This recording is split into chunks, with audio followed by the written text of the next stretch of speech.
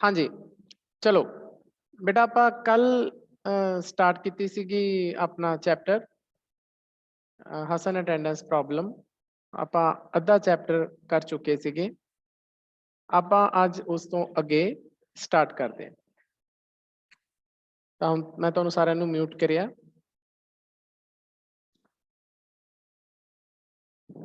ਹਾਂਜੀ, ਹੁਣ ਤੱਕ ਆਪਾਂ ਇਹ ਦੇਖਿਆ ਬੇਟਾ ਕਿ ਹਸਨ ਅਟੈਂਡੈਂਸ ਪ੍ਰੋਬਲਮ ਇੱਕ ਅਜਿਹੇ ਬੱਚੇ ਦੀ ਦੇ ਬਾਰੇ ਇਹਨਾਂ ਦੇ ਰਾਈਟਰ ਸੁਧਾ ਮੂਰਤੀ ਨੇ ਦੱਸਿਆ, ਜੋ ਕਿ ਉਹਨਾਂ ਦੀ ਕਲਾਸ ਦਾ ਇੱਕ ਸਟੂਡੈਂਟ ਸੀਗਾ, ਉਹਨਾਂ ਦੇ ਫਸਟ ਬੈਚ ਦਾ ਸਟੂਡੈਂਟ ਸੀਗਾ। ਆਪਾਂ ਦੇਖਿਆ ਨਾ ਜਦੋਂ ਬੈਂਗਲੌਰ ਦੇ ਵਿੱਚ ਪੜ੍ਹਾਉਂਦੇ ਸੀਗੇ ਤੇ ਉਹਨਾਂ ਦਾ ਫਸਟ ਬੈਚ ਸੀਗਾ, ਉਸ ਕਾਲਜ ਦੇ ਵਿੱਚ ਉਹਨਾਂ ਦਾ ਪਹਿਲਾ ਹੀ ਸਾਲ ਸੀ। ਤਾਂ ਇਹਨਾਂ ਨੂੰ ਹਸਨ ਨਾਮ ਦਾ ਇੱਕ ਲੜਕਾ ਮਿਲਿਆ ਜੋ ਬ੍ਰਾਈਟ ਸੀਗਾ, ਗੁੱਡ ਮੈਮਰੀ ਸੀ ਉਹਦੀ, ਤੇ ਪੜ੍ਹਨ 'ਚ ਵੀ ਮਤਲਬ ਉਸਦਾ ਜਿਹੜਾ ਸ਼ਾਰਪ ਮਾਈਂਡ ਵਾਲਾ ਬੱਚਾ ਸੀ। ਲੇਕਿਨ ਉਹਦੀ ਪ੍ਰੋਬਲਮ ਸੀ ਕਿ ਉਹ ਇੱਕ ਤਾਂ ਇਨਡਿਸਿਪਲਿਨ ਸੀਗਾ, ਇਰੈਗੂਲਰ ਸੀ, ਕਲਾਸ 'ਚ ਪ੍ਰੋਪਰ ਨਹੀਂ ਸੀ ਆਉਂਦਾ।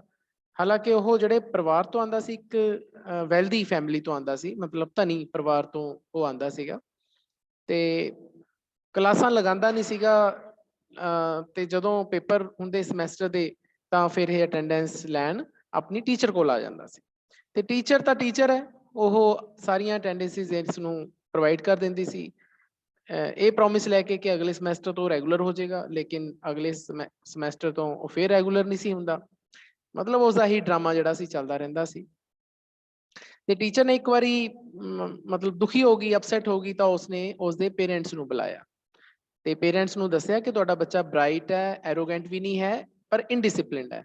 ਮਦਰ ਫਾਦਰ ਦੋਨੇ ਆਏ, ਲੇਕਿਨ ਫਾਇਦਾ ਕੋਈ ਨਹੀਂ ਹੋਇਆ ਮੀਟਿੰਗ ਦਾ, ਕਿਉਂਕਿ ਦੋਨੇ ਪੇਰੈਂਟਸ ਨੇ, ਮਦਰ ਫਾਦਰ ਨੇ ਇੱਕ ਦੂਜੇ ਨੂੰ ਬਲੇਮ ਕਰਿਆ, ਇੱਕ ਦੂਜੇ ਤੇ ਦੋਸ਼ ਲਾਣਾ ਸ਼ੁਰੂ ਕਰਤਾ ਕਿ ਹਸਨ ਨੂੰ ਵਿਗਾੜਨ ਦੇ ਵਿੱਚ ਫਾਦਰ ਕਹਿੰਦਾ ਮਾਂ ਦਾ ਹੱਥ ਹੈ ਤੇ ਮਦਰ ਕਹਿੰਦੀ ਫਾਦਰ ਦਾ ਹੱਥ ਹੈ। ਤਾਂ ਕੋਈ ਫਾਇਦਾ ਨਹੀਂ ਹੋਇਆ ਮੀਟਿੰਗ ਦਾ। ਚਲੋ ਇਸੇ ਤਰ੍ਹਾਂ ਚੱਲਦਾ ਰਿਹਾ ਤੇ ਉਹਨਾਂ ਦੀ ਜਿਹੜਾ 2 ਸਾਲ ਦਾ ਕੋਰਸ ਜੋ ਕਿ MCA ਦਾ ਕੋਰਸ ਕਰ ਰਿਹਾ ਸੀ ਹਸਨ, ਉਹ ਪੂਰਾ ਹੋ ਗਿਆ। ਤੇ ਜਦੋਂ ਕੋਰਸ ਪੂਰਾ ਹੋਇਆ ਤਾਂ ਉਹ ਸੁਧਾ ਮੂਰਤੀ ਜੀ ਨੂੰ ਮਿਲਣ ਆਇਆ ਤੇ ਉਸਨੇ ਉਹਨਾਂ ਦਾ ਥੈਂਕਸ ਕੀਤਾ। ਇਹ ਜਿਹੜੀ ਹੁਣ ਤੱਕ ਦਾ ਜਿਹੜਾ ਐਸੇ ਆ ਬੇਟਾ ਆਪਾਂ ਕੱਲ ਵਾਲੇ ਲੈਕਚਰ 'ਚ ਕਰ ਚੁੱਕੇ ਸੀ। ਅੱਜ ਆਪਾਂ ਉਸ ਤੋਂ ਅੱਗੇ ਸਟਾਰਟ ਕਰਦੇ ਹਾਂ। ਤਾਂ ਹੁਣ ਆ ਕੇ ਕੀ ਕਹਿੰਦਾ ਕਿ ਮੈਡਮ ਤੁਸੀਂ ਮੈਨੂੰ ਪੜ੍ਹਾਇਆ, ਉਹਦੇ ਲਈ ਥੈਂਕ ਯੂ। ਪਿਛਲੇ 3 ਸਾਲ ਪੜ੍ਹਾਇਆ। ਸੌਰੀ, ਇਹਨਾਂ ਦਾ ਕੋਰਸ ਹੋ ਸਕਦਾ 3 ਸਾਲ ਦਾ ਹੋਵੇ MCA ਦਾ, ਤਾਂ 3 ਸਾਲ MCA ਦੀ ਸਟੱਡੀ ਉਸਨੇ ਕੀਤੀ। ਪਰ ਕਿਉਂਕਿ ਤੁਹਾਡਾ because of your kind heart, ਤੁਹਾਡਾ ਦਿਲ ਬੜਾ ਦਿਆਲੂ ਹੈ ਤੇ ਤੁਸੀਂ ਮੈਨੂੰ ਹਮੇਸ਼ਾ ਮੇਰੀਆਂ ਅਟੈਂਡੈਂਸਿਸ ਦੇਤੀਆਂ। I could get all my attendance. ਤੇ ਮੈਂ ਵਿਸ਼ ਕਰਦਾ ਹਾਂ ਕਿ ਸਾਰੇ teachers were like you in the college. College 'ਚ ਸਾਰੇ ਟੀਚਰਸ ਤੁਹਾਡੇ ਵਰਗੇ ਹੁੰਦੇ। ਇਹ ਗੱਲ ਹਸਨ ਆਪਣੀ ਟੀਚਰ ਸੁਧਾ ਮੂਰਤੀ ਜੀ ਨੂੰ ਕਹਿ ਰਿਹਾ ਕਿ ਮੈਂ ਵਿਸ਼ ਕਰਦਾ ਹਾਂ ਕਿ ਸਾਰੇ ਟੀਚਰਸ ਤੁਹਾਡੇ ਵਰਗੇ ਹੁੰਦੇ। ਤਾਂ ਮੈਂ ਕਹਿੰਦੇ ਹੱਸ ਪਈ ਉਹਦੀ ਗੱਲ ਸੁਣ ਕੇ। ਤੇ ਫਿਰ ਮੈਂ ਕਿਹਾ ਕਿ God willing we will meet again. ਕਹਿੰਦੇ ਜੇਕਰ ਪਰਮਾਤਮਾ ਨੇ ਚਾਹਿਆ, ਗੋਡ ਵਿਲਿੰਗ, ਜੇ ਪਰਮਾਤਮਾ ਦੀ ਇੱਛਾ ਹੋਈ ਅਸੀਂ ਫੇਰ ਮਿਲਾਂਗੇ ਨਾ। ਇਹ ਜਿਹੜੀ ਲਾਈਨ ਹੈ ਬੇਟਾ, ਇਹ ਆਪਾਂ ਕਈ ਵਾਰੀ ਪੰਜਾਬੀ ਦੇ ਵਿੱਚ ਇੱਕ ਦੂਸਰੇ ਨੂੰ ਕਹਿੰਦੇ ਆ ਵੀ ਜੇ ਰੱਬ ਨੇ ਚਾਹਿਆ ਆਪਾਂ ਫੇਰ ਮਿਲਾਂਗੇ, ਹੈ ਨਾ। ਤਾਂ ਇਹਦੀ ਇੰਗਲਿਸ਼ ਦੇਖੋ ਕਲੀਅਰ ਲਿਖੀ ਹੋਈ ਹੈ, God willing we will meet again. ਤਾਂ ਇਹ ਤੁਸੀਂ ਲਾਈਨ ਆਪਣੀ ਰੋਜ਼ਮਰਾ ਦੀ ਜ਼ਿੰਦਗੀ ਦੇ ਵਿੱਚ ਸ਼ਾਮਿਲ ਕਰ ਸਕਦੇ ਹੋ। ਬਜਾਏ ਕਿ ਆਪਾਂ ਪੰਜਾਬੀ 'ਚ ਕਹੀਏ ਕਿ ਰੱਬ ਨੇ ਚਾਹਿਆ ਆਪਾਂ ਫੇਰ ਮਿਲਾਂਗੇ, ਤਾਂ ਤੁਸੀਂ ਇੰਗਲਿਸ਼ ਕਿਹਾ ਕਰੋ God willing we will meet again. ਪਰ ਕਹਿੰਦੇ ਮੈਂ ਹਸਨ ਨੂੰ ਕਾਫੀ ਲੰਬੇ ਸਮੇਂ ਨਾ ਮਿਲੀ, ਲੌਂਗ ਟਾਈਮ ਹਸਨ ਨੂੰ ਮੈਂ ਨਹੀਂ ਮਿਲੀ ਤੇ ਮੈਂ ਉਸ ਦੇ ਬਾਰੇ ਭੁੱਲ ਗਈ, ਫੋਰਗੋਟ, ਭੁੱਲ ਗਈ। ਈਅਰਸ ਪਾਸਟ, ਸਮਾਂ ਬੀਤਦਾ ਗਿਆ। ਮੈਨੇ ਬਹੁਤ ਸਾਰੇ ਸਟੂਡੈਂਟਸ ਨੂੰ ਪੜ੍ਹਾਇਆ। ਉਹਨਾਂ ਦੇ ਵਿੱਚੋਂ ਕੁਝ ਸਟੂਡੈਂਟਸ ਬਹੁਤ ਗੁੱਡ ਹਿਊਮਨ ਬੀਇੰਗ ਬਣ ਗਏ। ਹਿਊਮਨ ਬੀਇੰਗ ਦਾ ਮਤਲਬ ਅੱਛੇ ਇਨਸਾਨ ਬਣ ਗਏ। ਸਮ ਬਿਕੇਮ ਫੇਮਸ, ਕਈ ਬਹੁਤ ਪ੍ਰਸਿੱਧ ਹੋ ਗਏ। ਸਮ ਬਿਕੇਮ ਰਿਚ, ਕਈ ਅਮੀਰ ਹੋ ਗਏ। ਐਂਡ ਸਮ ਰਿਮੇਨਡ ਆਰਡੀਨਰੀ, ਅਤੇ ਕਈ ਆਮ ਹੀ ਰਹੇ, ਮਤਲਬ ਜਿਸ ਤਰ੍ਹਾਂ ਦੇ ਸੀ ਉਦਾਂ ਦੇ ਹੀ ਰਹੇ। ਹਰ ਤਰ੍ਹਾਂ ਦੇ ਸਟੂਡੈਂਟਸ ਬੱਚੇ ਆਪਾਂ ਪੜ੍ਹਾਉਂਦੇ ਹਾਂ। ਮੈਂ ਆਪਣੀ ਲਾਈਫ ਦੇ ਵਿੱਚ ਜਦੋਂ ਮੈਂ ਐਕਚੁਅਲੀ ਪ੍ਰੋਬਲਮ ਕੀ ਹੈ ਨਾ, ਕਈ ਬੱਚੇ ਕਹਿਣਗੇ ਕਿ ਸਰ ਆਪਣੀਆਂ ਗੱਲਾਂ ਸੁਣਾਉਣ ਲੱਗ ਜਾਂਦੇ ਨੇ ਐਸੇ ਕਰਦੇ ਹੋਏ। ਤਾਂ ਬੇਟਾ ਇਹ ਜਿਹੜਾ ਐਸੇ ਹੈ, ਇਹ ਮੈਨੂੰ ਲੱਗਦਾ ਹੈ ਕਿ ਇਹ ਸੁਧਾ ਮੂਰਤੀ ਜੀ ਦਾ ਲਿਖਿਆ ਹੋਇਆ ਐਸੇ ਜ਼ਰੂਰ ਹੈ, ਲੇਕਿਨ ਇਹੋ ਜਿਹੀਆਂ ਗੱਲਾਂ ਸਾਡੇ ਸਾਰੇ ਟੀਚਰਸ ਦੇ ਨਾਲ ਹੋਈਆਂ ਨੇ। ਮੈਨੂੰ ਵੀ ਹਸਨ ਵਰਗੇ ਬਹੁਤ ਸਾਰੇ ਸਟੂਡੈਂਟਸ ਆਪਣੀ ਲਾਈਫ 'ਚ ਮਿਲੇ ਨੇ, ਜਿਹੜੇ ਪੜ੍ਹਨ 'ਚ ਬੜਾ ਹੀ ਮਤਲਬ ਉਹਨਾਂ ਦਾ ਦਿਮਾਗ ਬੜਾ ਅੱਛਾ ਸੀ, ਲੇਕਿਨ ਉਹ ਰੈਗੂਲਰ ਨਹੀਂ ਸੀ, ਕਲਾਸ ਦੇ ਵਿੱਚ ਪ੍ਰੋਪਰ ਨਹੀਂ ਸੀ ਆਉਂਦੇ, ਜਾਂ ਉਸ ਤਰੀਕੇ ਦੇ ਨਾਲ ਨਹੀਂ ਸੀ ਪੜ੍ਹਦੇ ਜਿਸ ਤਰੀਕੇ ਨਾਲ ਉਹਨਾਂ ਨੂੰ ਪੜ੍ਹਨਾ ਚਾਹੀਦਾ ਸੀ। ਤਾਂ ਅਲਟੀਮੇਟਲੀ ਹੁੰਦਾ ਕੀ ਸੀ, ਉਹਨਾਂ ਬੱਚਿਆਂ ਦਾ ਲਾਸ ਹੁੰਦਾ ਸੀ। ਇੱਦਾਂ ਦੇ ਬੱਚੇ ਮੇਰੀ ਲਾਈਫ 'ਚ ਵੀ ਬਹੁਤ ਆਏ ਨੇ। ਸੁਧਾ ਮੂਰਤੀ ਵੀ ਇੱਕ ਟੀਚਰ ਹੈ, ਮੈਂ ਵੀ ਇੱਕ ਟੀਚਰ ਹਾਂ ਬੱਚਿਓ। ਤਾਂ ਮੈਨੂੰ ਵੀ इदां फिर जो मैं चैप्टर पढ़ाना हुन्ना तो मेरी अपनी सारी जो जो हुण तक मैं पढ़ाया, जो मेरे 18-20 साल की जो टीचिंग मेरा करियर रहा है, तो फिर वो सारा मेरे सामने आ जाता है। चलो कहते as far as I was concerned, कहते जिथों तक मेरा सवाल है, जिथों तक मेरी गल है, दे वर लाइक माई चिल्ड्रन, वो मेरे बच्चों की तरह सी। कुछ मैनू अजे भी याद करते सी, स्टिल अजे भी, ਅਤੇ ਮੈਨੂੰ ਇਨਵੀਟੇਸ਼ਨਸ ਭੇਜਦੇ ਸੀਗੇ, ਮੈਨੂੰ ਉਹ ਸੱਦੇ ਪੱਤਰ ਭੇਜਦੇ ਸੀ ਕਾਦੇ ਲਈ, ਆਪਣੀਆਂ ਵੈਡਿੰਗਸ ਲਈ। ਨਾ ਵੈਡਿੰਗਸ ਦਾ ਮਤਲਬ ਤੁਹਾਨੂੰ ਪਤਾ ਹੈ ਵਿਆਹ, ਨੇਮਿੰਗ ਸੈਰਾਮਨੀਜ਼, ਜਾਂ ਉਹਨਾਂ ਦੇ ਬੱਚਿਆਂ ਦੇ ਨਾਮ ਰੱਖੇ, ਨਾਮਕਰਨ ਆਪਾਂ ਹਿੰਦੀ ਚ ਕਹਿੰਦੇ ਆ, ਪੰਜਾਬੀ ਚ ਕਹਿੰਦੇ ਆ, ਜਦੋਂ ਬੱਚਿਆਂ ਦਾ ਨਾਮ ਰੱਖਿਆ ਜਾਂਦਾ, ਬੱਚੇ ਛੋਟੇ ਬੱਚਿਆਂ ਦਾ, ਉਹਨੂੰ ਆਪਾਂ ਨੇਮਿੰਗ ਸੈਰਾਮਨੀਜ਼ ਕਹਿੰਦੇ ਆ। ਸੈਰਾਮਨੀ ਦਾ ਮਤਲਬ ਹੁੰਦਾ ਸਮਾਗਮ, ਛੋਟਾ ਜਿਹਾ ਫੰਕਸ਼ਨ, ਉਹਨੂੰ ਆਪਾਂ ਸੈਰਾਮਨੀ ਕਹਿੰਦੇ ਆ। ਨੇਮਿੰਗ ਸੈਰਾਮਨੀ ਮਤਲਬ ਕਿ ਉਹਨਾਂ ਦੇ ਨਾਮਕਰਨ ਕੀਤਾ ਜਾਂਦਾ ਹੈ। ਜਾਂ ਫਿਰ house ਵਾਰਮਿੰਗਸ। Now what is the meaning of house warming? House warming ਦਾ ਮਤਲਬ ਹੁੰਦਾ ਹੈ ਚੱਠ। ਸਪੋਜ਼ ਕਰੋ ਆਪਾਂ ਨੇ ਆਪਣਾ ਨਵਾਂ ਘਰ ਬਣਾਇਆ, ਘਰ ਦੀ ਚੱਠ ਕਰਨੀ ਹੋਵੇ, ਮਹੂਰਤ ਕਰਨਾ ਹੋਵੇ ਘਰ ਦਾ, ਤਾਂ ਉਸ ਨੂੰ ਆਪਾਂ ਹਾਊਸ ਵਾਰਮਿੰਗ ਕਹਿੰਦੇ ਆ। ਤਾਂ ਮੇਰੇ ਬੱਚੇ, ਜਿਹੜੇ ਮੇਰੇ ਪੜ੍ਹਾਏ ਹੋਏ ਬੱਚੇ ਸੀ, ਉਹ ਮੈਨੂੰ ਬੁਲਾਉਂਦੇ ਸੀ ਆਪਣੇ ਫੰਕਸ਼ਨਸ ਤੇ, ਆਪਣੇ ਵੈਡਿੰਗਸ ਤੇ ਬੁਲਾਉਂਦੇ ਸੀ, ਹਾਊਸ ਵਾਰਮਿੰਗ ਤੇ ਬੁਲਾਉਂਦੇ ਸੀ। ਕਹਿੰਦੇ ਜੇਕਰ ਮੈਂ ਸ਼ਹਿਰ 'ਚ ਹੁੰਦੀ, if I am in town, town ਦਾ ਮਤਲਬ ਸ਼ਹਿਰ 'ਚ ਹੁੰਦੀ, ਤਾਂ ਮੈਂ ਉਹਨਾਂ ਦੇ ਫੰਕਸ਼ਨ ਜ਼ਰੂਰ ਜਾਂਦੀ, ਡੈਫੀਨੇਟਲੀ ਪੱਕਾ ਜਾਂਦੀ, ਟਰਾਈ ਕਰਦੀ, ਕੋਸ਼ਿਸ਼ ਕਰਦੀ ਅਤੇ ਉਹਨਾਂ ਨੂੰ ਅਟੈਂਡ ਕਰਦੀ, ਕਿਉਂਕਿ ਉਹਨਾਂ ਦਾ ਜਿਹੜਾ ਇਮੈਂਸ ਲਵ ਮੇਰੀ ਸਟਰੈਂਥ ਹੈ। ਇਮੈਂਸ ਦਾ ਮਤਲਬ ਹੁੰਦਾ ਬੱਚਿਓ ਅਥਾਹ, ਜਿਸ ਦਾ ਕੋਈ ਪਾਰ ਨਾ ਹੋਵੇ, ਜਿਸ ਨੂੰ ਆਪਾਂ ਮਾਪ ਨਾ ਸਕੀਏ, ਉਹਨੂੰ ਕਹਿੰਦੇ ਆ ਅਥਾਹ ਇਮੈਂਸ। ਕਿਉਂਕਿ ਮੇਰੇ ਨਾਲ ਬਹੁਤ ਜ਼ਿਆਦਾ ਬੱਚੇ ਪਿਆਰ ਕਰਦੇ ਸੀਗੇ, ਤਾਂ ਮੇਰੀ ਜਿਹੜੀ ਸਟਰੈਂਥ ਸੀਗੀ, ਉਹ ਮੇਰੀ ਸ਼ਕਤੀ ਮੇਰੇ ਬੱਚੇ ਸੀ, ਉਹਨਾਂ ਦਾ ਪਿਆਰ ਸੀ। ਤਾਂ ਜੇਕਰ ਮੈਂ ਫ੍ਰੀ ਹੁੰਦੀ ਤਾਂ ਮੈਂ ਡੈਫੀਨੇਟਲੀ ਉਹਨਾਂ ਦੇ ਫੰਕਸ਼ਨਸ ਤੇ ਜਾਂਦੀ, ਉਹਨਾਂ ਦੇ ਵਿਆਹਾਂ ਤੇ ਜਾਂਦੀ, ਉਹਨਾਂ ਦੇ ਬੱਚਿਆਂ ਦੇ ਨਾਮਕਰਨ ਵਾਲੀ ਸੈਰੇਮਨੀ ਤੇ ਜਾਂਦੀ, ਉਹਨਾਂ ਦੀ ਹਾਊਸ ਵਾਰਮਿੰਗ ਕਰਦੇ, ਚੱਠਾਂ ਜੋ ਚੱਠ ਕਰਦੇ ਸੀਗੇ, ਨਵੇਂ ਘਰ ਦੀ ਮਹੂਰਤ ਕਰਦੇ ਸੀ, ਉਹਨਾਂ ਤੇ ਵੀ ਜਾਂਦੀ, ਕੋਸ਼ਿਸ਼ ਕਰਦੀ ਜਾਣ ਦੀ। ਕਈ ਵਾਰੀ ਜਾ ਪਾਉਂਦੀ, ਕਈ ਵਾਰੀ ਨਾ ਜਾ ਪਾਉਂਦੀ। ਇੱਕ ਸਵੇਰ ਕੀ ਹੋਇਆ, ਮੰਡੇ ਮਾਰਨਿੰਗ, ਸੋਮਵਾਰ ਦੀ ਸਵੇਰ ਹੈ, ਮੇਰੀ ਸੈਕਟਰੀ ਨੇ ਮੈਨੂੰ ਦੱਸਿਆ ਕਿ ਇੱਕ person wanting to sell the latest software in high school teaching wanted to meet me. ਇੱਕ ਪਰਸਨ ਹੈ, ਉਹ ਮੈਨੂੰ ਲੇਟੈਸਟ ਸੌਫਟਵੇਅਰ ਵੇਚਣਾ ਚਾਹੁੰਦਾ ਹੈ। ਨਾ ਸੌਫਟਵੇਅਰ ਦਾ ਮਤਲਬ ਬੱਚੇ ਮੈਂ ਤੁਹਾਨੂੰ ਦੱਸਿਆ ਸੀ ਨਾ ਕਿ ਕੰਪਿਊਟਰਸ ਦੇ ਦੋ ਫੀਲਡ ਹੁੰਦੇ ਆ ਬੇਟਾ, ਇੱਕ ਹੁੰਦਾ ਹੈ ਹਾਰਡਵੇਅਰ, ਇੱਕ ਹੁੰਦਾ ਹੈ ਸੌਫਟਵੇਅਰ। ਇਹ ਤੁਹਾਨੂੰ ਪਤਾ ਹੀ ਹੈ, ਵੈਸੇ ਕੰਪਿਊਟਰ ਸਾਇੰਸ ਦੇ ਤੁਸੀਂ ਸਾਰੇ ਸਟੂਡੈਂਟ ਹੋ। ਹਾਰਡਵੇਅਰ ਦੇ ਵਿੱਚ ਸਾਰੀਆਂ ਚੀਜ਼ਾਂ ਆ ਜਾਂਦੀਆਂ ਨੇ, ਜਿਵੇਂ ਪ੍ਰਿੰਟਰਸ, ਕੰਪਿਊਟਰਸ, ਲੈਪਟਾਪ, ਇਹ ਸਾਰਾ ਕੁਝ ਹਾਰਡਵੇਅਰ 'ਚ ਆ ਜਾਂਦਾ, ਜੋ ਮਸ਼ੀਨੀ ਚੀਜ਼ਾਂ ਨੇ। ਲੇਕਿਨ ਉਹਦੇ ਅੰਦਰ ਜਿਹੜੀਆਂ ਕਮਾਂਡਸ ਨੇ, ਜਾਂ ਜਿਹੜੀਆਂ ਉਹਨਾਂ ਦੇ ਅੰਦਰ ਐਪਲੀਕੇਸ਼ਨਸ ਜਾਂ ਆਪਰੇਟਿੰਗ ਸੌਫਟਵੇਅਰ ਚੱਲਦੇ ਨੇ, ਉਹਨਾਂ ਨੂੰ ਆਪਾਂ ਸੌਫਟਵੇਅਰ ਕਹਿੰਦੇ ਹਾਂ। ਹੁਣ ਕਹਿੰਦੇ ਇੱਕ ਪਰਸਨ ਮੈਨੂੰ ਲੇਟੈਸਟ ਸੌਫਟਵੇਅਰ ਵੇਚਣਾ ਚਾਹੁੰਦਾ ਹੈ, ਉਹ ਕਾਹਦੇ ਲਈ ਨੇ, ਹਾਈ ਸਕੂਲ ਟੀਚਿੰਗ ਲਈ ਨੇ। ਹਾਈ ਸਕੂਲ ਦਾ ਮਤਲਬ 11ਵੀਂ 12ਵੀਂ 9ਵੀਂ 10ਵੀਂ ਹੈ, ਹਾਈ ਸਕੂਲ ਟੀਚਰ ਕਹਿੰਦੇ ਇਹਨੂੰ। ਉਹ ਮੈਨੂੰ ਮਿਲਣਾ ਚਾਹੁੰਦਾ ਹੈ। ਕਹਿੰਦੇ ਮੈਂ ਉਸ ਟਾਈਮ ਬਹੁਤ ਜ਼ਿਆਦਾ ਬਿਜ਼ੀ ਸੀ, ਐਕਸਟ੍ਰੀਮਲੀ ਬਹੁਤ ਜ਼ਿਆਦਾ ਬਿਜ਼ੀ ਸੀ, ਮੈਨੂੰ ਬਹੁਤ ਜ਼ਿਆਦਾ ਕੰਮ ਸੀ, ਅਤੇ ਮੇਰੇ ਅੱਗੇ ਅਨਆਂਸਰਡ ਲੈਟਰਸ ਦਾ ਢੇਰ ਪਿਆ ਸੀ। ਅਨਆਂਸਰਡ ਕਿਉਂਕਿ ਉਸਨੂੰ ਬਹੁਤ ਸਾਰੇ ਲੈਟਰਸ ਆਏ ਹੋਣਗੇ, ਕਿਸੇ ਕੰਮ ਦੇ ਲਈ, ਕਿਸੇ ਗਾਈਡੈਂਸ ਦੇ ਲਈ, ਜਾਂ ਕੋਈ ਪਰਸਨਲ ਲੈਟਰ ਵੀ ਆਏ ਹੋਣਗੇ, ਚਿੱਠੀਆਂ ਆਈਆਂ ਹੋਣਗੀਆਂ, ਉਹਨਾਂ ਦਾ ਉਹਨਾਂ ਨੇ ਜਵਾਬ ਦੇਣਾ ਸੀ, ਜਵਾਬ ਹਜੇ ਦਿੱਤਾ ਨਹੀਂ ਸੀ, ਅਨਆਂਸਰਡ। ਤਾਂ ਉਹਨਾਂ ਦਾ ਢੇਰ ਲੱਗਿਆ, ਪਾਈਲ ਦਾ ਮਤਲਬ ਢੇਰ ਲੱਗਿਆ ਹੋਇਆ ਸੀ, ਤੇ ਉਹ ਮੇਰੇ ਵੱਲ ਉਹ ਸਾਰੇ ਲੈਟਰ ਕਿਵੇਂ ਦੇਖ ਰਹੇ ਸੀ, ਅਕਿਊਜ਼ਿੰਗਲੀ। ਅਕਿਊਜ਼ਿੰਗਲੀ ਦਾ ਮਤਲਬ ਹੁੰਦਾ ਹੈ ਜਦ ਆਪਾਂ ਕਿਸੇ ਨੂੰ ਦੋਸ਼ ਦਈਏ ਵੀ ਤੂੰ ਕੰਮ ਨਹੀਂ ਕੀਤਾ, ਵੀ ਦੇਖ ਲਓ ਕੰਮ ਕਿੰਨਾ ਪਿਆ, ਤੂੰ ਕੰਮ ਨਹੀਂ ਕੀਤਾ, ਉਹਨੂੰ ਆਪਾਂ ਅਕਿਊਜ਼ਿੰਗਲੀ ਕਹਿੰਦੇ ਆ। ਅਕਿਊਜ਼ ਕਰਨਾ, ਅਕਿਊਜ਼ ਤੋਂ ਬਣਿਆ ਅਕਿਊਜ਼ਿੰਗਲੀ। ਅਕਿਊਜ਼ ਦਾ ਮਤਲਬ ਹੁੰਦਾ ਹੈ ਕਿਸੇ ਤੇ ਦੋਸ਼ ਲਗਾਉਣਾ, ਕਿਸੇ ਨੂੰ ਦੋਸ਼ ਦੇਣਾ। ਤਾਂ ਇਹ ਸਾਰਾ ਕੰਮ ਉਹ ਕਰ ਰਹੀ ਸੀ, ਤੇ ਉਹਦੀ ਸੈਕਟਰੀ ਮਤਲਬ ਹੁੰਦਾ ਬੇਟਾ ਜਿਵੇਂ ਕੋਈ ਪਰਸਨਲ ਅਸਿਸਟੈਂਟ ਰੱਖਿਆ ਹੋਵੇ, ਹੈ ਨਾ, ਹੈਲਪ ਕਰਨ ਦੇ ਲਈ, ਕਿਸੇ ਕੰਮ ਦੇ ਲਈ, ਉਹਨੂੰ ਆਪਾਂ ਸੈਕਟਰੀ ਕਹਿ ਦਿੰਦੇ ਹਾਂ। ਤਾਂ ਮੇਰੇ ਕੋਲ ਕੋਈ ਸਮਾਂ ਨਹੀਂ ਸੀ, I had no time to talk to the sales person, ਕਿ ਮੈਂ ਕਿਸੇ ਸੇਲਸ ਪਰਸਨ ਨਾਲ ਗੱਲ ਕਰਾਂ। ਸੇਲ ਪਰਸਨ ਤੁਹਾਨੂੰ ਪਤਾ ਬੇਟਾ ਆਪਣੇ ਘਰਾਂ 'ਚ ਵੀ ਆ ਜਾਂਦੇ ਨੇ, ਜਾਂ ਆਪਾਂ ਨੂੰ ਬੱਸਾਂ 'ਚ ਜਾਂ ਬਾਜ਼ਾਰਾਂ 'ਚ ਮਿਲਦੇ ਨੇ। ਇਸ ਕਰਕੇ ਮੈਂ ਆਪਣੀ ਸੈਕਟਰੀ ਨੂੰ ਕਿਹਾ, ਟੋਲਡ ਹਰ, ਲੜਕੀ ਸੀ ਸੈਕਟਰੀ, ਉਹਨੂੰ ਮੈਂ ਕਿਹਾ ਕਿ ਉਹ ਮੈਨੂੰ ਕਿਸੇ ਹੋਰ ਨੂੰ ਮਿਲ ਸਕਦਾ, he can meet someone else. Someone else ਦਾ ਮਤਲਬ ਕੋਈ ਹੋਰ। ਮੇਰੇ ਕੋਲੇ ਸਮਾਂ ਨਹੀਂ ਹੈ ਕਿਸੇ ਨੂੰ ਮਿਲਣ ਦਾ, ਮੇਰੇ ਕੋਲੇ ਕੰਮ ਬਹੁਤ ਪਿਆ। ਪਰ ਮੇਰੀ ਸੈਕਟਰੀ ਨੇ ਕਿਹਾ ਕਿ ਉਹ ਜਿਹੜਾ ਪਰਸਨ ਹੈ, ਹੀ ਦਾ ਮਤਲਬ ਇੱਥੇ ਕੌਣ ਹੈ, ਜੋ ਮਤਲਬ ਉਹ ਸੌਫਟਵੇਅਰ ਵੇਚਣਾ ਹੈ, ਉਸ ਦੀ ਗੱਲ ਕਰ ਰਹੀ ਹੈ ਉਹ, ਕਿ ਉਹ ਜ਼ਿੱਦ ਕਰੀ ਬੈਠਾ ਹੈ, ਇਨਸਿਸਟ ਕਰ ਰਿਹਾ ਹੈ ਕਿ he wanted to meet only me, ਕਿ ਸਿਰਫ ਉਹ ਮੈਨੂੰ ਹੀ ਮਿਲਣਾ ਚਾਹੁੰਦਾ ਹੈ, ਯਾਨੀ ਕਿ ਉਹ ਸਿਰਫ ਸੁਧਾ ਮੂਰਤੀ ਨੂੰ ਹੀ ਮਿਲਣਾ ਚਾਹੁੰਦਾ ਹੈ। ਅਤੇ ਉਸਨੇ ਇਹ ਵੀ ਕਿਹਾ ਕਿ ਉਹ ਮੇਰਾ ਸਟੂਡੈਂਟ ਸੀ, ਹੀ ਵਾਜ਼ ਮਾਈ ਸਟੂਡੈਂਟ, ਕਿ ਉਹ ਮੇਰਾ ਸਟੂਡੈਂਟ ਸੀ ਕਿਸੇ ਟਾਈਮ, ਉਹ ਪਰਸਨ ਜਿਹੜਾ ਸੌਫਟਵੇਅਰ ਲੈ ਕੇ ਆਇਆ।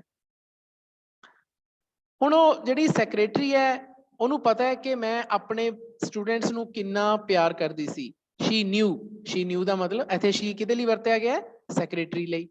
ਹੁਣ ਸੈਕਟਰੀ ਜਾਣਦੀ ਸੀ ਕਿ ਮੈਂ ਕਿੰਨਾ ਜ਼ਿਆਦਾ ਆਪਣੇ ਸਟੂਡੈਂਟਸ ਨੂੰ ਫੌਂਡ ਦਾ ਮਤਲਬ ਚਾਹਣਾ। ਇੱਥੇ ਆਏ ਕਿਹਦੇ ਲਈ ਵਰਤਿਆ ਗਿਆ? ਸੁਧਾ ਮੂਰਤੀ ਲਈ।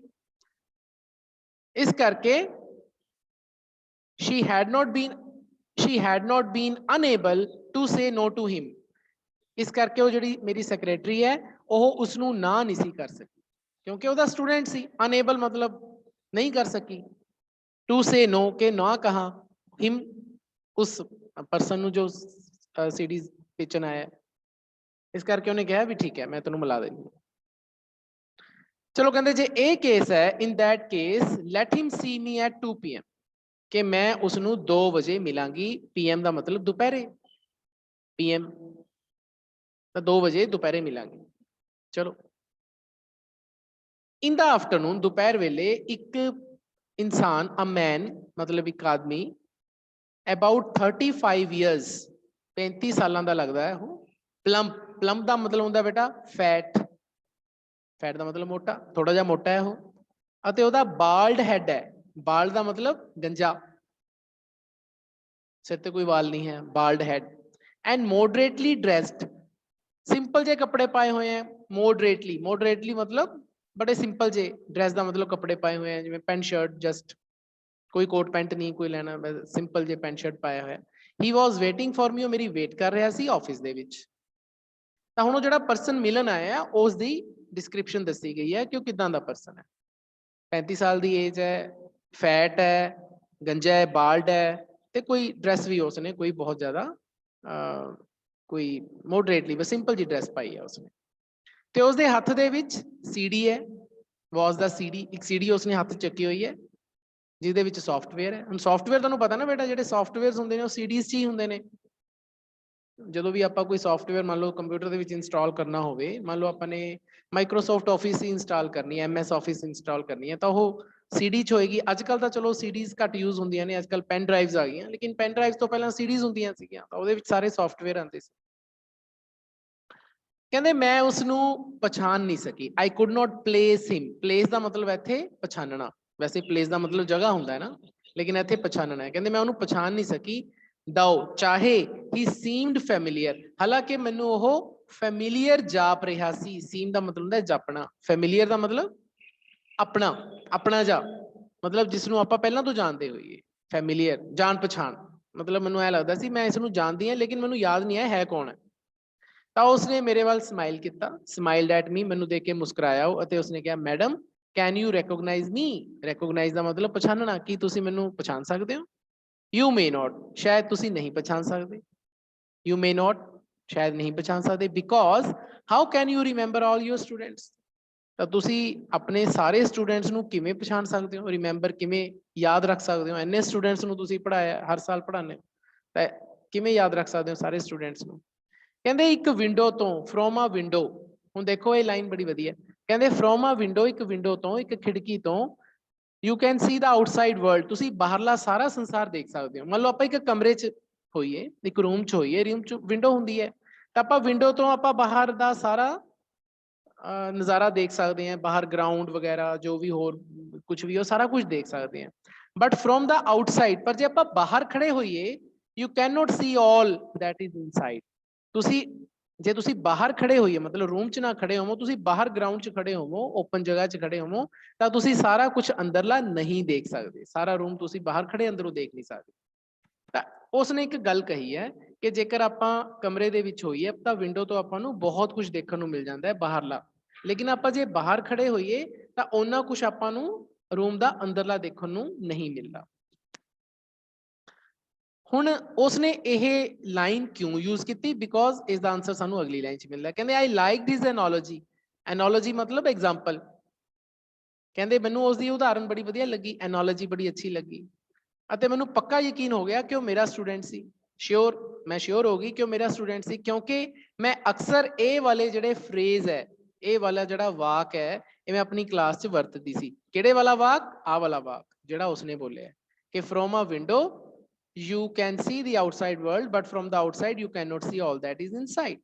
ਇਹ ਜਿਹੜਾ ਪੂਰਾ ਵਾਕ ਸੁਧਾ ਮੂਰਤੀ ਆਮ ਤੌਰ ਤੇ ਆਪਣੀ ਕਲਾਸ ਦੇ ਵਿੱਚ ਬੱਚਿਆਂ ਦੇ ਸਾਹਮਣੇ ਯੂਜ਼ ਕਰਦੀ ਸੀਗੀ, ਤਾਂ ਉਸਨੇ ਸੇਮ ਉਹੀ ਸੈਂਟੈਂਸ ਸੁਧਾ ਮੂਰਤੀ ਨੂੰ ਸੁਣਾਤਾ।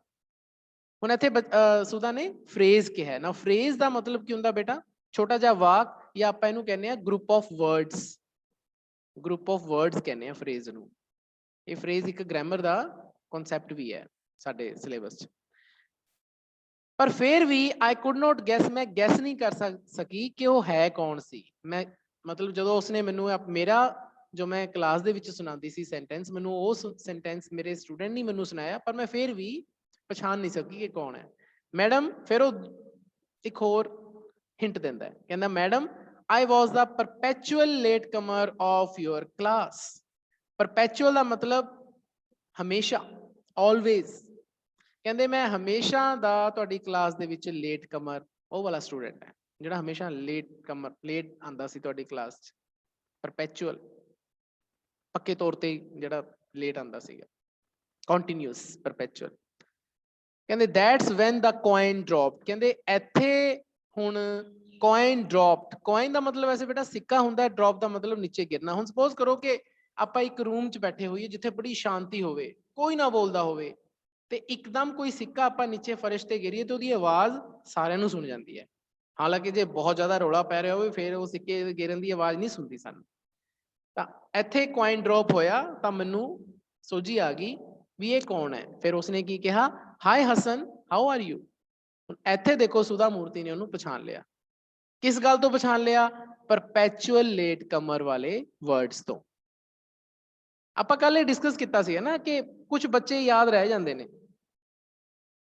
ਹੁਣ ਹਸਨ ਸੁਧਾ ਨੂੰ ਯਾਦ ਕਿਉਂ ਰਿਹਾ? ਕਿਉਂਕਿ ਉਹ ਬਹੁਤ ਹੀ ਘੱਟ ਸਟੂਡੈਂਟਸ ਉਸ ਦੀ ਕਲਾਸ ਦੇ ਵਿੱਚ ਲੇਟ ਕਮਰ ਸੀਗੇ, ਲੇਕਿਨ ਹਸਨ ਉਹਨਾਂ ਚੋਂ ਸੀਗਾ ਜਿਹੜਾ ਹਮੇਸ਼ਾ ਤੋਂ ਹੀ ਲੇਟ ਰਹਿੰਦਾ ਸੀ ਉਹਦੀ ਕਲਾਸ 'ਚ। ਤਾਂ ਉਸਨੂੰ ਮਾੜਾ ਜਿਹਾ ਉੱਥੋਂ ਪਤਾ ਲੱਗ ਗਿਆ ਕਿ ਹਸਨ ਹੀ ਹੈ। ਤਾਂ ਹਾਈ ਹਸਨ, ਤੇਰਾ ਕੀ ਹਾਲ ਹੈ? How are you. ਕਹਿੰਦੇ ਤਾਂ ਕਾਫੀ ਸਮਾਂ ਹੋ ਗਿਆ, long time since I last met you. ਆਪਾਂ ਨੂੰ ਮਿਲੇ ਹੋਏ ਕਾਫੀ ਸਮਾਂ ਹੋ ਗਿਆ। ਤਾਂ ਇਹ ਵੀ ਦੇਖੋ ਪੰਜਾਬੀ ਦੀ ਇੱਕ ਲਾਈਨ ਹੈ ਜੋ ਆਪਾਂ ਪੰਜਾਬੀ 'ਚ ਬੜੀ ਯੂਜ਼ ਕਰਦੇ ਹਾਂ ਆਪਣੀ ਰੋਜ਼ਾਨਾ ਦੀ ਜ਼ਿੰਦਗੀ 'ਚ। ਯਾਰ ਬੜਾ ਟਾਈਮ ਹੋ ਗਿਆ ਆਪਾਂ ਨੂੰ ਤਾਂ ਮਿਲੇ ਨਹੀਂ, ਕਹਿੰਦੇ ਨਹੀਂ ਆਪਾਂ ਬਹੁਤ ਟਾਈਮ ਹੋ ਗਿਆ। ਤਾਂ ਉਹਦੀ ਇੰਗਲਿਸ਼ ਕੀ ਹੈ?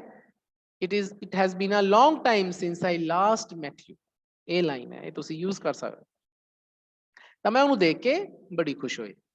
ਮੈਡਮ ਮੈਂ ਫਾਈਨ, ਆਈ ਐਮ ਫਾਈਨ, ਮੈਂ ਠੀਕ ਹੈ ਅਤੇ ਮੈਨੂੰ ਤੁਹਾਡੇ ਸਾਰੇ ਲੈਸਨਸ ਹਜੇ ਵੀ ਰਿਮੈਂਬਰ ਹੈ, ਹਜੇ ਵੀ ਯਾਦ ਹੈ। ਮੈਨੀ ਆਫ ਯੋਰ ਲੈਸਨਸ, ਬਹੁਤ ਸਾਰੇ ਲੈਸਨ ਮੈਨੂੰ ਯਾਦ ਹੈ।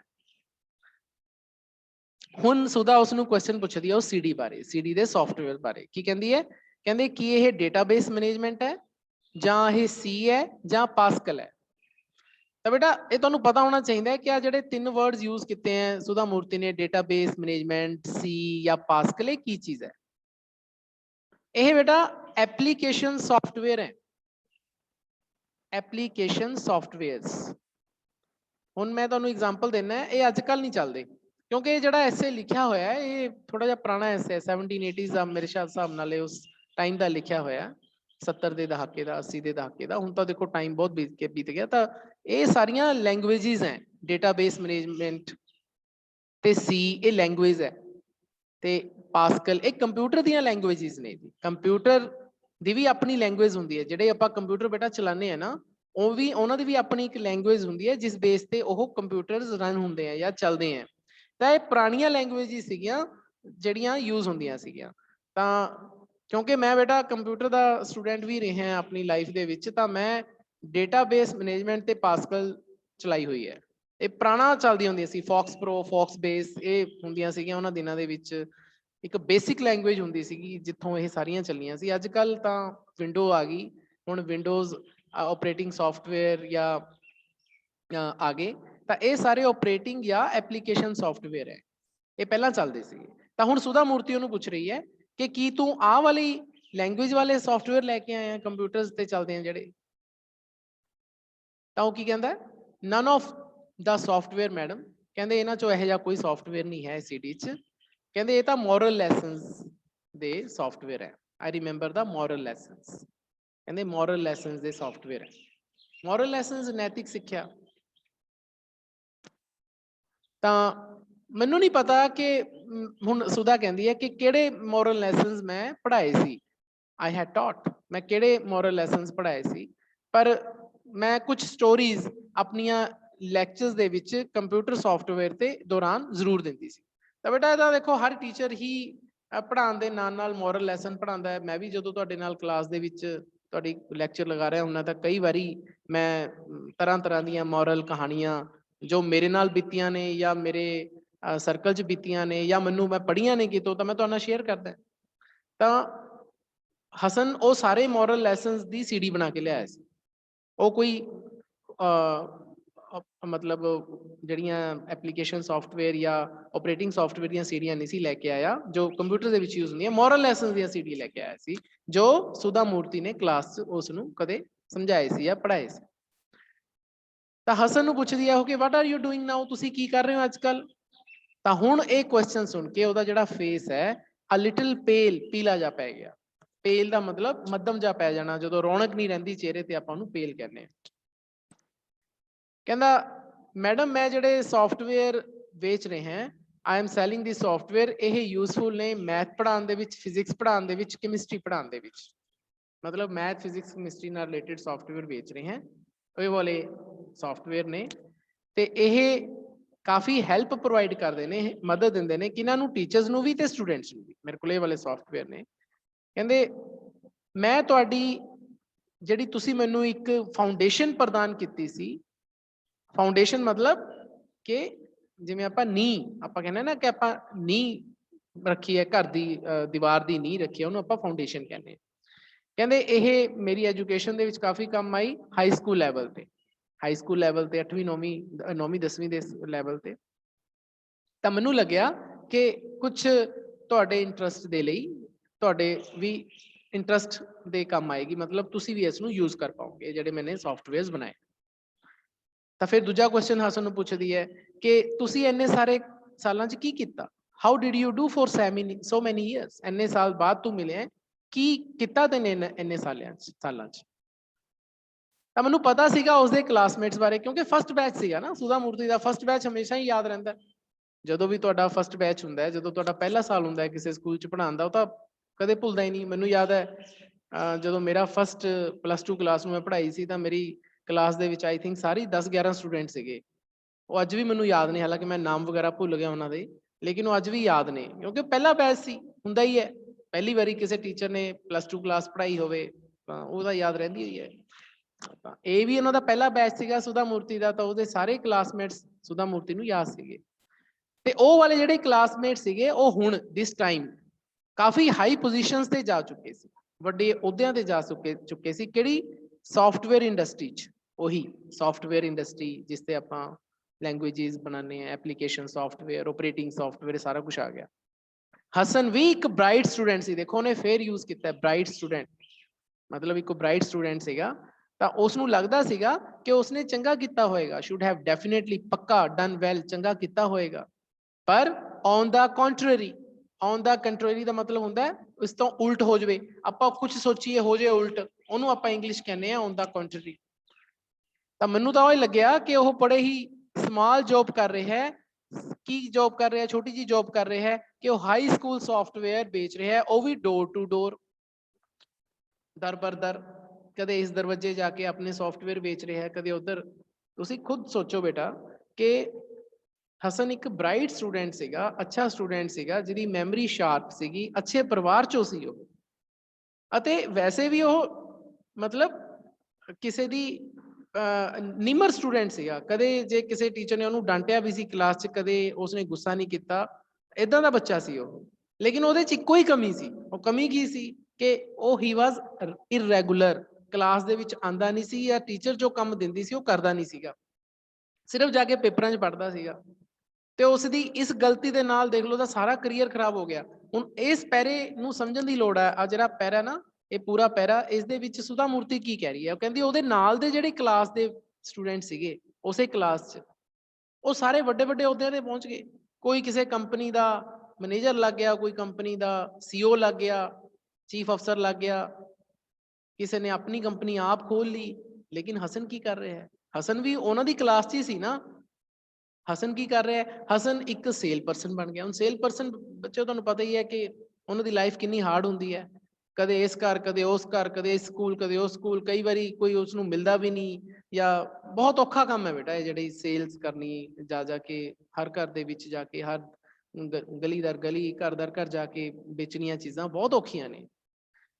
ਤੇ ਦੇਖੋ ਉਸਦੀ ਇੱਕ ਕਮੀ ਉਸਨੂੰ ਕਿੱਥੇ ਲੈ ਗਈ। ਹੁਣ ਦੇਖੋ ਹਸਨ ਕੀ ਕਹਿ ਰਿਹਾ, ਕਹਿੰਦਾ ਮੈਡਮ, ਹੁਣ ਉਹ ਆਨਸਰ ਦੇ ਰਿਹਾ ਹੈ ਕਿ ਤੁਹਾਨੂੰ ਪਤਾ ਹੀ ਹੈ ਕਿ ਮੈਂ ਆਪਣੀ ਕਾਲਜ ਦੇ ਵਿੱਚ ਇਰੈਗੂਲਰ ਸੀ। ਇਰੈਗੂਲਰ ਦਾ ਮਤਲਬ ਆਂਦਾ ਨਹੀਂ ਸੀਗਾ ਸਮੇਂ ਤੇ, ਟਾਈਮ ਮੈਂ ਆਪਣੇ ਲੈਕਚਰ ਨਹੀਂ ਸੀ ਲਾਂਦਾ। ਰੈਗੂਲਰ ਦਾ ਉਲਟ ਹੋ ਗਿਆ ਬੇਟਾ। ਰੈਗੂਲਰ ਦੇ ਅੱਗੇ ਆਪਾਂ ਜੇ IR ਲਾ ਦਈਏ ਤਾਂ ਇਰੈਗੂਲਰ ਬਣ ਜਾਂਦਾ, ਉਹਦਾ ਉਲਟ ਹੋ ਗਿਆ। ਹੁਣ ਇਹ ਜਿਹੜੀ ਆਦਤ ਸੀਗੀ ਮੇਰੀ ਕੰਟੀਨਿਊ ਰਹੀ, ਜਾਰੀ ਰਹੀ ਮੇਰੀ ਗ੍ਰੈਜੂਏਸ਼ਨ ਤੋਂ ਬਾਅਦ। ਮੇਰੀ ਜਿਹੜੀ ਗ੍ਰੈਜੂਏਸ਼ਨ ਸੀ ਉਸ ਤੋਂ ਬਾਅਦ ਵੀ, ਮੇਰੀ ਪੋਸਟ ਗ੍ਰੈਜੂਏਸ਼ਨ ਤੋਂ ਬਾਅਦ ਵੀ ਮੇਰੀ ਇਹ ਜਿਹੜੀ ਆਦਤ ਜਾਰੀ ਰਹੀ, ਜੋ ਮੈਂ ਡਿਗਰੀ ਕੀਤੀ। ਗ੍ਰੈਜੂਏਸ਼ਨ ਦਾ ਮਤਲਬ ਇੱਥੇ ਡਿਗਰੀ ਨੂੰ ਕਿਹਾ ਜਾ ਰਿਹਾ। ਕਹਿੰਦੇ ਮੈਂ ਰੋਜ਼ ਲੇਟ ਉੱਠਦਾ, ਮੈਂ ਲੇਜ਼ੀ ਰਹਿੰਦਾ ਸੀ। ਲੇਜ਼ੀ ਮਤਲਬ ਸੁਸਤ। ਤੇ ਮੇਰੀ ਮਦਰ ਵੁੱਡ ਲੂਜ਼ ਹੈ ਟੈਂਪਰ। ਲੂਜ਼ ਦਾ ਟੈਂਪਰ ਦਾ ਮਤਲਬ ਹੁੰਦਾ ਗੁੱਸਾ ਕਰਨਾ, ਕਿ ਗੁੱਸਾ ਕਰਦੀ ਤੇ ਪੀਸ ਆਫ ਮਾਈਂਡ ਆਪਣਾ ਗਵਾ ਲੈਂਦੀ। ਪੀਸ ਆਫ ਮਾਈਂਡ ਮਤਲਬ ਜਦੋਂ ਆਪਾਂ ਬੇਟਾ ਕਿਸੇ ਨਾਲ ਲੜਦੇ ਆਂ, ਠੀਕ ਹੈ, ਜਦੋਂ ਗੁੱਸਾ ਕਰਦੇ ਆਂ ਤਾਂ ਆਪਣੇ ਮਨ 'ਚ ਸ਼ਾਂਤੀ ਤਾਂ ਰਹਿੰਦੀ ਨਹੀਂ, ਤਾਂ ਪੀਸ ਆਫ ਮਾਈਂਡ ਤਾਂ ਆਪਣੀ ਬੀਤ ਜਾਂਦੀ ਹੈ, ਉਹਨੂੰ ਕਹਿੰਦੇ ਨੇ। ਕਹਿੰਦੇ ਮੈਂ ਪਰਵਾਹ ਨਹੀਂ ਸੀ ਕਰਦਾ। I did not bother. ਮੈਂ ਪਰਵਾਹ ਨਹੀਂ ਸੀ ਕਰਦਾ, did not bother. I took her for granted. ਮੈਂ ਮੰਨ ਲੈਂਦਾ ਵੀ ਤਾਂ ਐਂ ਗੁੱਸਾ ਕਰਦੀ ਹੈ। ਟੁਕ ਹਰ ਫॉर ਗ੍ਰਾਂਟਿਡ। ਟੇਕ ਫॉर ਗ੍ਰਾਂਟਿਡ ਦਾ ਮਤਲਬ ਹੈ, ਫਰੇਜ਼ ਹੈ ਇਹ। ਟੇਕ ਫॉर ਗ੍ਰਾਂਟਿਡ ਦਾ ਮਤਲਬ ਬਸ ਆਪਣੇ ਮਨ 'ਚ ਮੰਨ ਲੈਣਾ ਕਿ ਇਹ ਤਾਂ ਐਵੇਂ ਹੀ ਹੈ। ਕਹਿੰਦੇ ਕਾਫੀ ਮੇਰੇ ਤੇ ਪ੍ਰੈਸ਼ਰ ਪਿਆ ਮੇਰੇ ਪੇਰੈਂਟਸ ਦਾ, ਤਾਂ ਮੈਨੇ ਜੌਬ ਲੈ ਲਈ, ਤਾਂ ਮੈਨੇ ਇੱਕ ਜੌਬ ਲੈ ਲਈ। ਪਰ ਮੈਨੇ ਆਪਣੀਆਂ ਸੇਮ ਹੈਬਿਟਸ ਜਾਰੀ ਰੱਖੀਆਂ। ਕਿਵੇਂ? ਆਪਣੇ ਆਫਿਸ ਮੈਂ ਲੇਟ ਜਾਂਦਾ ਤੇ ਆਪਣੀਆਂ ਅਪੁਆਇੰਟਮੈਂਟਸ ਨੂੰ ਕੀਪ ਨਾ ਕਰਦਾ। ਅਪੁਆਇੰਟਮੈਂਟ ਦਾ ਮਤਲਬ ਕਿਸੇ ਨੂੰ ਮਿਲਣਾ ਹੁੰਦਾ ਤਾਂ ਮੈਂ ਨਾ ਮਿਲਦਾ। ਤੁਹਾਨੂੰ ਪਤਾ ਨਾ ਸੌਫਟਵੇਅਰ ਇੰਡਸਟਰੀ ਦੇ ਵਿੱਚ ਤਾਂ ਆਪਾਂ ਨੂੰ ਤਰ੍ਹਾਂ ਤਰ੍ਹਾਂ ਦੇ ਬੰਦਿਆਂ ਨੂੰ ਮਿਲਣਾ ਪੈਂਦਾ ਹੈ। ਅਤੇ ਮੈਂ ਰਿਸਪੌਂਸੀਬਲ ਨਹੀਂ ਰਿਹਾ।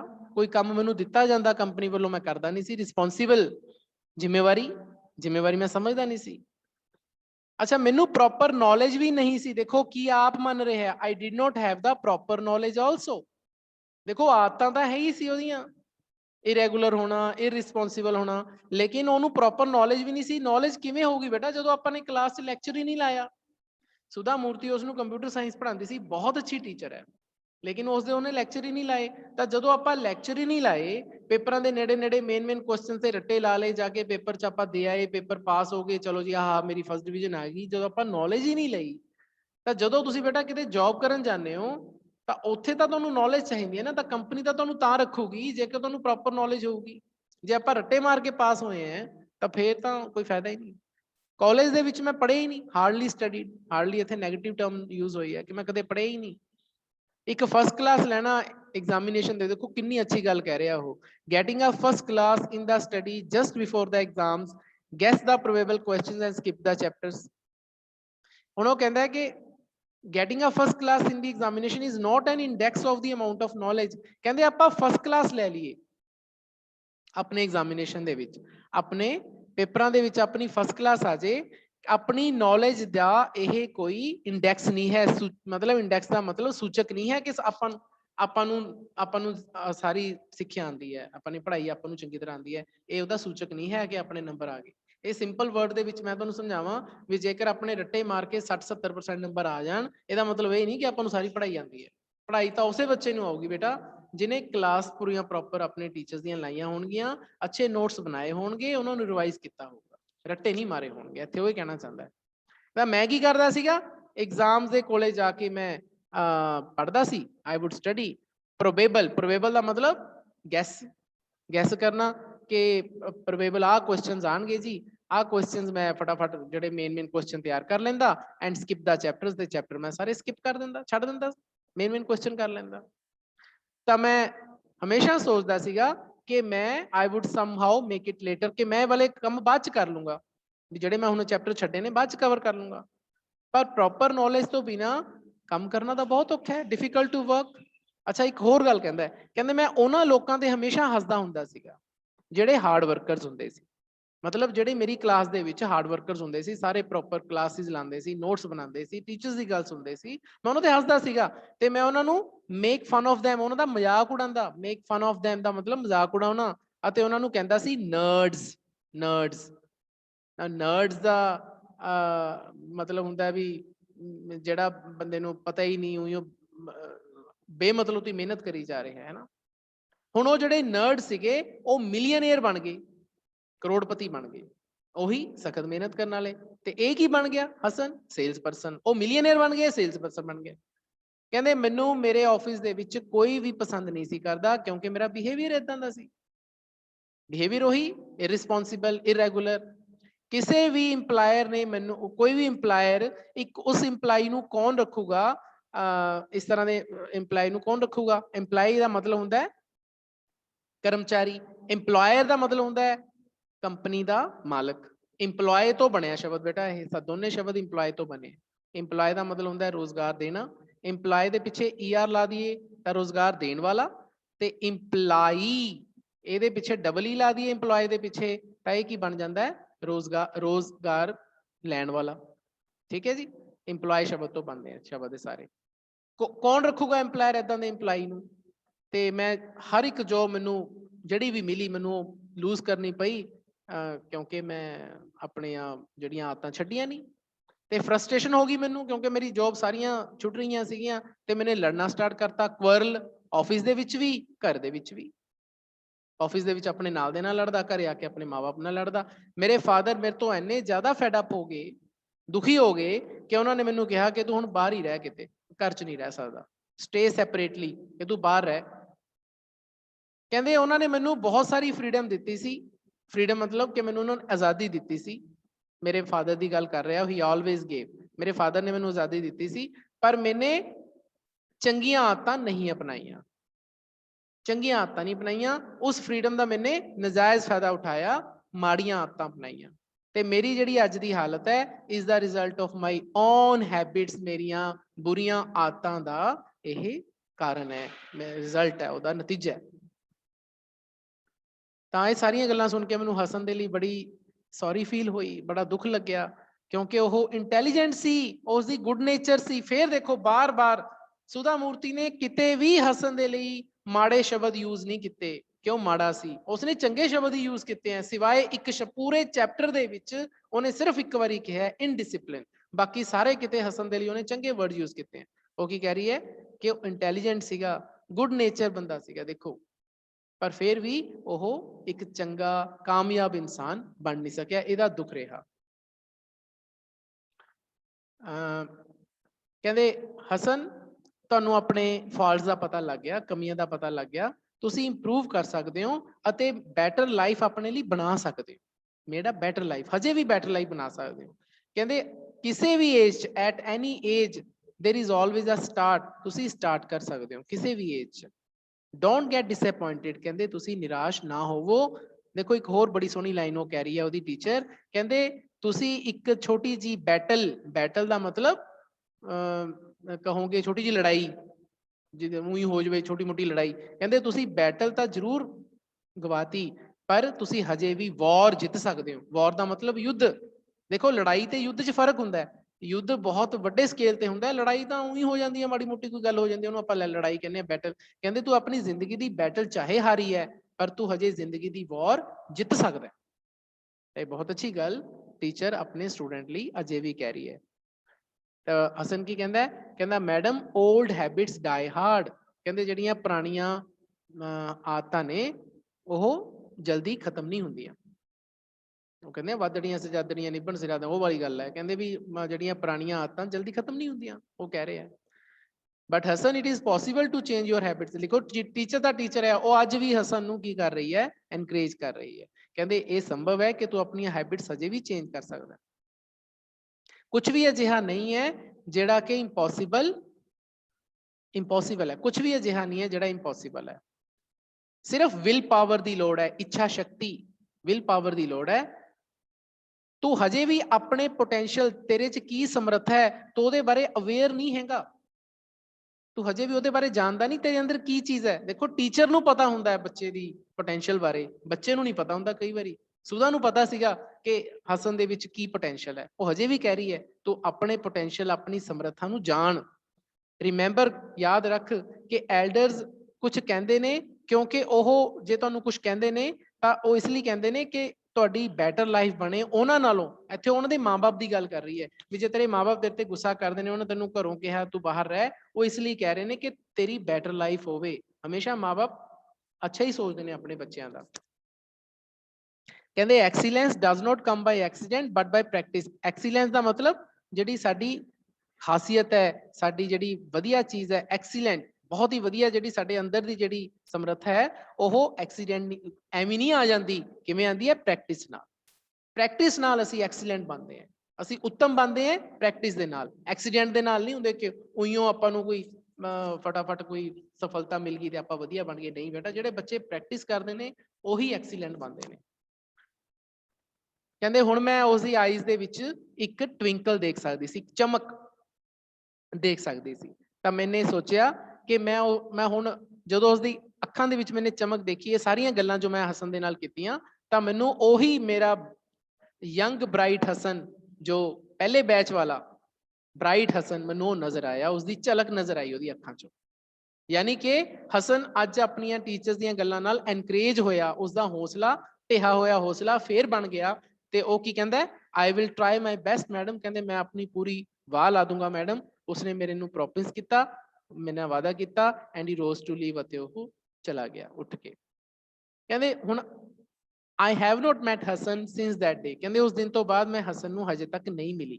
ਹੁਣ ਟੀਚਰ ਕਹਿ ਰਹੀ ਹੈ ਉਹ, ਪਰ ਮੈਂ ਹੋਪ ਕਰਦੀ ਹਾਂ to bump into him. Bump into ਦਾ ਮਤਲਬ ਹੁੰਦਾ ਹੈ ਕਿਸੇ ਨੂੰ ਅਚਾਨਕ ਹੀ ਮਿਲ ਜਾਣਾ, ਬੰਪ ਇਨਟੂ ਇਹ ਫਰੇਜ਼ ਹੈ।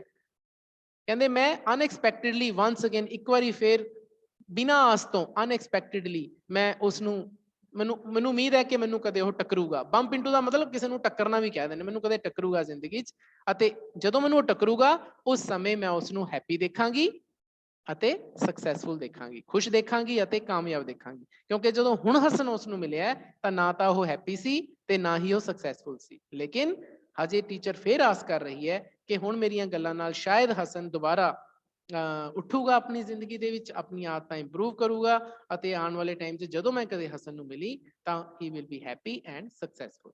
ਤਾਂ ਇੱਥੇ ਬੇਟਾ ਚੈਪਟਰ ਖਤਮ ਹੋ ਜਾਂਦਾ ਹੈ। ਦੇਖੋ ਕਿੰਨੀ ਅੱਛੀ ਸਟੋਰੀ ਹੈ। ਹਸਨ ਕਿੰਨਾ ਵਧੀਆ ਬੱਚਾ ਸੀਗਾ, ਲੇਕਿਨ ਉਸਨੇ ਆਪਣੀ ਆਦਤਾਂ ਨਾਲ ਆਪਣਾ ਕਰੀਅਰ ਖਰਾਬ ਕਰ ਲਿਆ। ਲੇਕਿਨ ਟੀਚਰ ਫੇਰ ਵੀ ਟੀਚਰ ਹੈ। ਇੱਕ ਚੰਗਾ ਟੀਚਰ ਹਮੇਸ਼ਾ ਆਪਣੇ ਸਟੂਡੈਂਟਸ ਦੀ ਖੈਰ ਹੀ ਮੰਗਦਾ, ਤੇ ਉਸਨੇ ਫੇਰ ਸਟੂਡੈਂਟਸ ਆਪਣੇ ਹਸਨ ਨੂੰ ਇੱਕ ਵਾਰੀ ਫੇਰ ਐਨਕਰੇਜ ਕੀਤਾ, ਉਸਨੂੰ ਹੌਸਲਾ ਵਧਾਇਆ, ਤੇ ਉਮੀਦ ਕਰ ਰਹੀ ਹੈ ਟੀਚਰ ਕਿ ਉਹ ਆਪਣੇ ਆਉਣ ਵਾਲੇ ਟਾਈਮ 'ਚ ਅੱਛਾ ਸਟੂਡੈਂਟ ਬਣੂਗਾ। ਹਾਂਜੀ ਫਟਾਫਟ ਆਪਣੇ ਜਰਾ ਸਪੀਕਰ ਔਨ ਕਰੋ ਜੀ।